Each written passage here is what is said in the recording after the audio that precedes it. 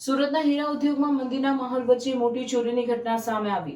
શહેરના કાપોદ્રા વિસ્તારમાં આવેલી ડીકે એન્ડ સન્સ ડાયમંડ કંપનીમાંથી તસ્કરો કરોડો રૂપિયાના હીરા અને રોકડ ચોરી કરી ફરાર થઈ ગયા હતા, જેના પગલે ચકચાર મચી જવા પામી છે. સુરત શહેરના કાપોદ્રા વિસ્તારમાં આવેલી ડીકે એન્ડ સન્સ ડાયમંડ કંપનીમાંથી કરોડો રૂપિયાના હીરા અને રોકડા રૂપિયા ચોરીની ઘટનાએ પોલીસ તંત્રને દોડતું કરી દીધું હતું. તસ્કરોએ 3 દિવસની જાહેર રજાનો લાભ ઉઠાવીને ચોરીની ઘટનાને અંજામ આપ્યો હતો. ચોરોએ તિજોરીને ખાસ કટર વડે કાપીને અંદર રાખેલા કિંમતી હીરા અને રોકડની ચોરી કરી હતી. આશ્ચર્યની વાત એ છે કે તસ્કરો ઘટનાના કોઈ પુરાવા ન રહે તે માટે સીસીટીવી ફૂટેજ અને ડીવીઆર પણ સાથે લઈ ગયા હતા. ચોરીની ઘટનાની ગંભીરતા જોતા તાત્કાલિક સ્થાનિક પોલીસ અને શહેર ક્રાઇમ બ્રાન્ચની ટીમ ઘટના સ્થળે પહોંચી હતી. ઉચ્ચ પોલીસ અધિકારીઓ, ડીસીપી અને એસીપી પણ ઘટના સ્થળે પહોંચ્યા હતા અને એફએસએલની ટીમની મદદથી તપાસ શરૂ કરવામાં આવી છે.